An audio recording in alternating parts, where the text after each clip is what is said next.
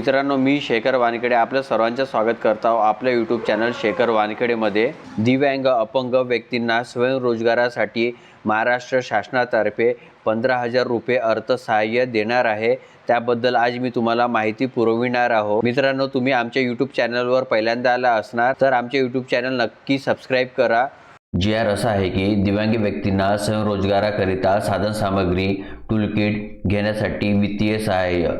मित्रांनो, ह्या जी.आर. नुसार जे पण लोक दिव्यांग आहेत त्यांना स्वयंरोजगारासाठी शासनामार्फत 15,000चे आर्थिक सहाय्य मिळणार आहे। मित्रांनो, हा जी.आर. आहे। हा जी.आर. 28 फरवरी 2026 म्हणजे कालचा आहे।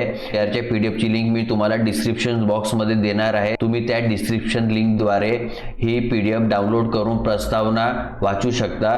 मित्रांनो, मी शासन निर्णय आता वाचत आहे।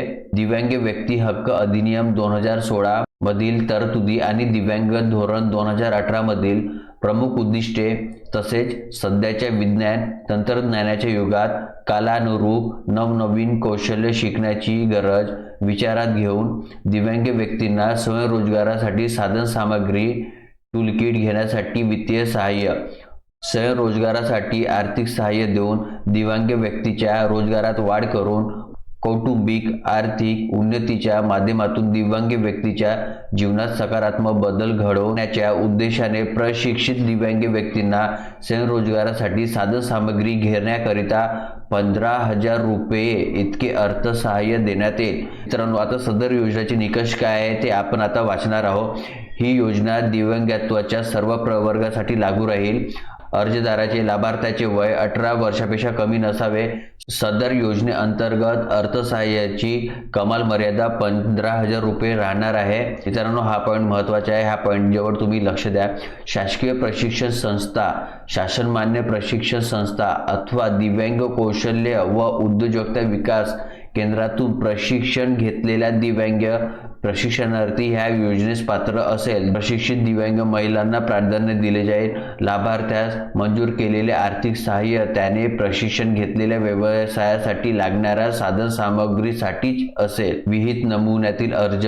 मित्रांनो, अर्जाची PDF ह्या जी.आर.च्या लिंक मध्येच राहणार आहे। सगळ्यात शेवटी ते तुम्ही त्यामधून अर्ज डाउनलोड करून तुम्ही त्याची प्रत काढून घेऊ शकता। आधार संलग्न वैध वैश्विक ओळखपत्र, दिव्यांग प्रमाणपत्र म्हणजे UDID कार्ड, प्रशिक्षण प्रमाणपत्र, अधिवास प्रमाणपत्र म्हणजे डोमेसाइल सर्टिफिकेट, साधन सामग्री टूलकिट, आवश्यक साहित्याची यादी, आधार संलग्न बँक खात्याचा तपशील, सदर योजनेसाठी लाभार्थ्याने सादर करायच्या अर्जाचा नमुना सोबतच्या परिशिष्ट प्रमाणे राहील। मित्रांनो, खाली स्क्रोल डाऊन केल्यानंतर तुम्हाला हा 3 पेजचा अर्जाचा नमुना मिळणार आहे। अर्जाचा नमुना भरून तुम्हाला संबंधित कार्यालयामध्ये सबमिट करायचा आहे। आयुक्त दिव्यांग कल्याण पुणे यांच्याकडून जिल्हानिहाय पात्र लाभार्थ्यांना आधार संलग्न बँक खात्यात थेट लाभ हस्तांतरणाद्वारे म्हणजे DBT द्वारे निधी जमा करण्यात येईल। निधी वितरित केल्यानंतर 1 महिन्यांनी जिल्हा दिव्यांग सक्षमीकरण अधिकारी लाभार्थ्याच्या व्यवसायाच्या ठिकाणी भेट देऊन लाभार्थ्यांचे व्यवसाय सुरू केल्याची खातरजमा करतील।